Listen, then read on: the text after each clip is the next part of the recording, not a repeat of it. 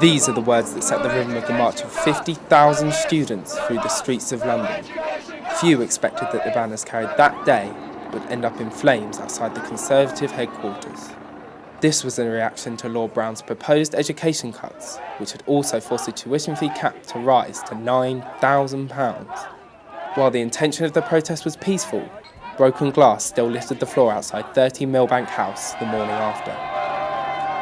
No ifs, no buts, no education cuts! We're here today to send out a clear message about how the devastating cuts to further and higher education could be really troubling, and how some students, I think, will find themselves priced out of education. This is a government that ran its election campaign, the Tory half at least, saying that you cannot sustain an economy on debt while simultaneously passing on record levels of debt onto the next adult generation. That is sheer hypocrisy. But I think it's right that we continue to focus on the issue of the fee cap, because I don't think it's right that we will sit back and watch the student contribution treble in front of our eyes while state funding is just simply withdrawn. The Liberal Democrats need to stick to their word. They made a promise at the general election to vote against higher fees. They had an election broadcast where Nick Clegg said, "No more broken promises." Students are laughing in their faces right now, and they face wipeout unless they reverse what they're doing. We want this to be a peaceful process. That's exactly what we've signed up for. And actually, if students go on to be violent, that is a matter for the police, and we will have to hand it over to them.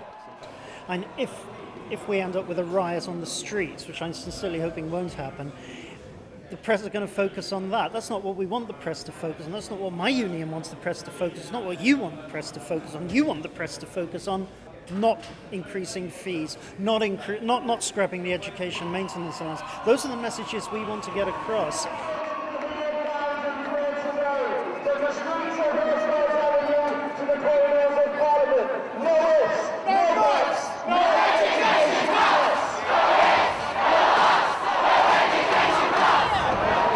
Because we think the cuts to education are unfair. STEMs are okay, but we need funds for the arts today. Winchester Arts Union, and that's what we need. If we lose it, Winchester will be cut, and it will be devastating for higher education.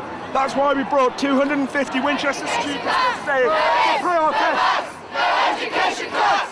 Everybody! No buts! No education cuts! No ifs, no buts! No education cuts! No ifs, no buts! We're just trying to give students a voice. It always seems that everybody else is allowed their say, but when it comes to students, we're told to just shut up and put up. And quite frankly, we won't have it. There's 15,000 of us here today to tell the government that we will not accept cuts to education and higher fees. I think just the sheer number of people, I don't know what the number of people is, but we seem to have filled half of London, so I think the fact that students and universities have been first to have a mass demonstration, hopefully other trade unions and workers and groups will do the same. We're here because we want to go to uni and we don't think that we can if the fees get raised. We think it's unfair to limit university to people who can afford such high fees, and we don't want people to have to spend the rest of their life trying to pay off the debt they're in.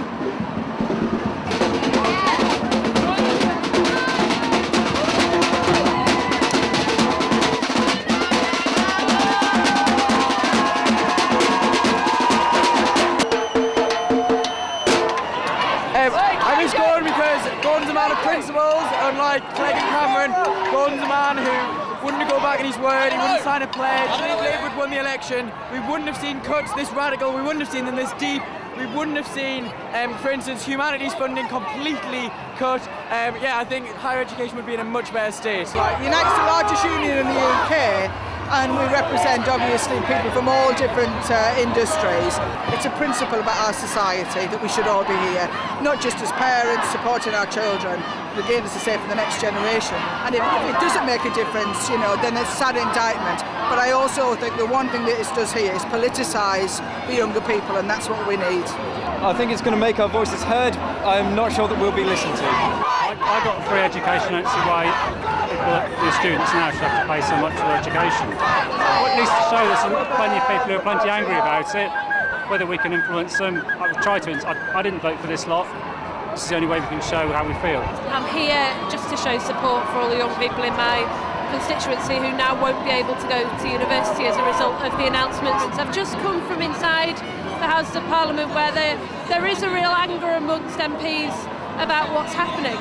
But the strength of feeling out here is no doubt fueling that. It's really, really important. It's only by uniting that we're going to fight this. I'm here today with Unite the Union. And there's people from right across the political spectrum who are furious about this. You can hear the strength of feeling behind me.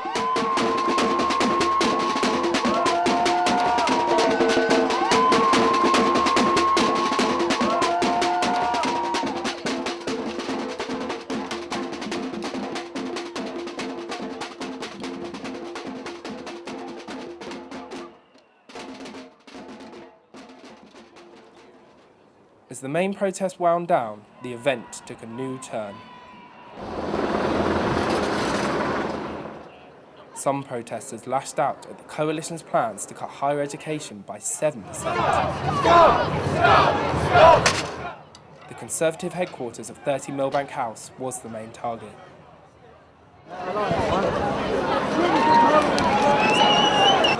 Saying violent behaviour was never part of the plan. Revolution! What's happened? What do you expect when you get back to the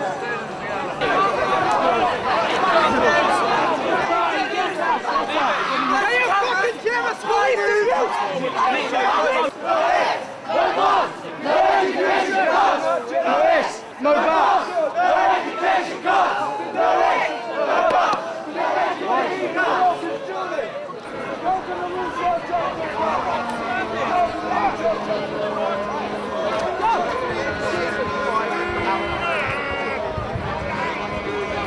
People got gathered here, and I think it's people were sort of here for so long, and it was just at a standstill. So I think everyone sort of bounced off each other, and then it just gets bigger and bigger. And I think they just went a bit mental and started smashing the doors. I don't think it was planned.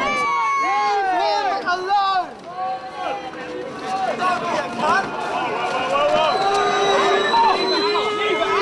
Leave it out, man!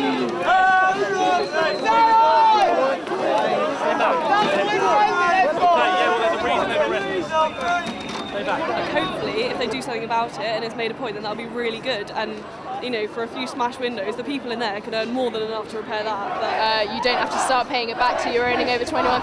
But it's that doesn't change the fact that you're still charging completely ridiculous amounts to have an education as well. I mean, people say, we need to, up the university fees because of the recession and things like that. But that's not the way. I just don't agree that that's the way to do it.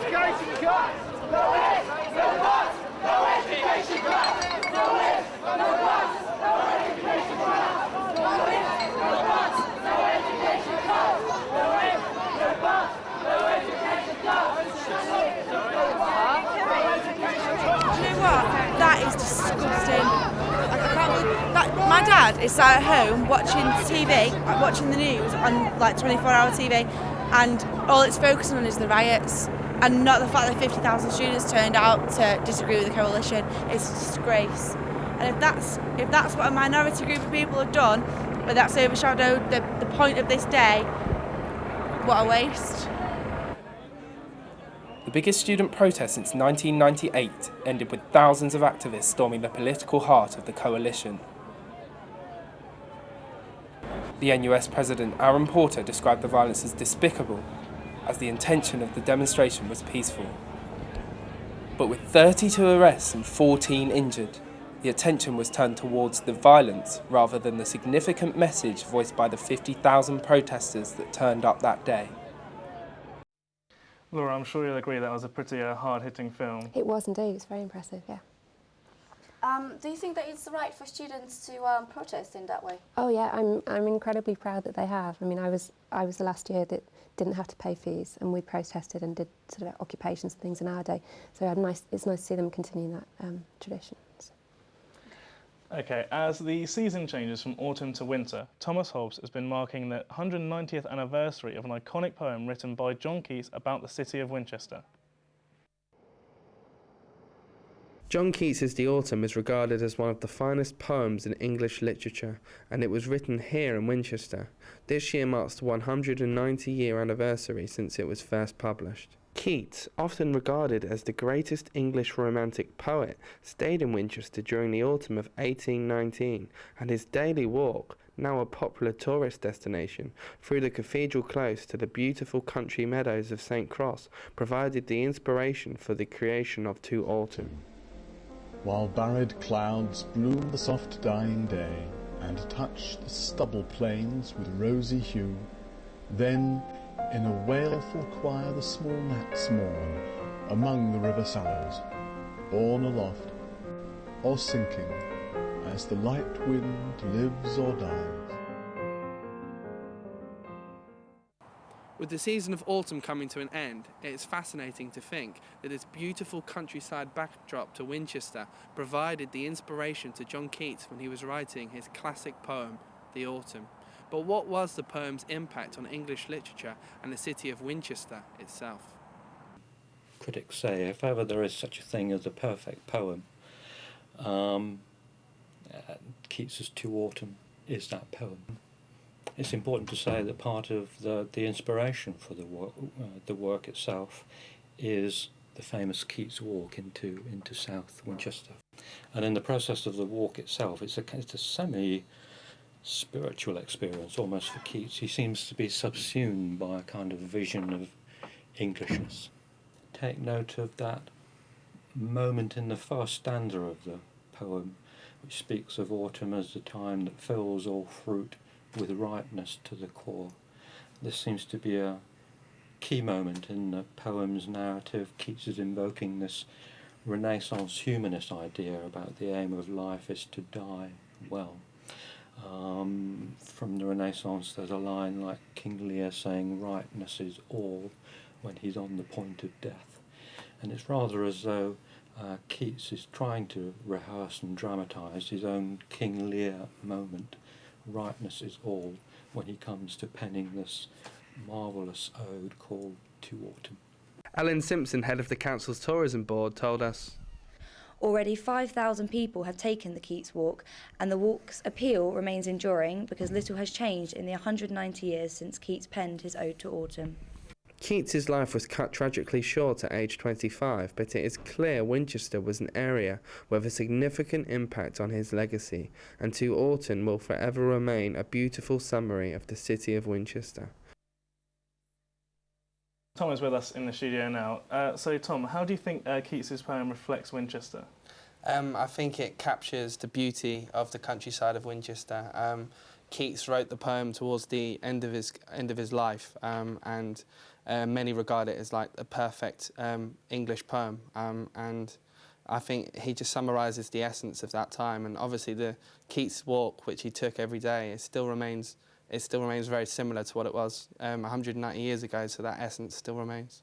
What were your main inspirations behind making the piece? Well, obviously Laura's work for The Guardian. I believe she interviewed Pete Doherty, who mentioned you know, his favourite poets, and I think making poetry accessible to the youth and, you know, to a contemporary audience is something I wanted to do. I wanted people to know, you know, this poem may be 190 years old, but it's so wonderful, you know, and it still has a place in today's society. Keats is, of course, part of the Romantic movement. Laura, did that remind you of any of your work, of any of your pieces? Not particularly of my pieces, but I suppose you all aspire to that kind of thing when you write about the pastoral world, that kind of thing. But that is one of my favourite poems, so it's a lovely report. Brilliant, thank you very much. That's all for this week, WINOL Life. A huge thank you for our guest, Laura Barton. And remember, for more award-winning features and, of course, news and sport, don't forget to log on to our website at www.winol.co.uk. From all of us here, goodbye.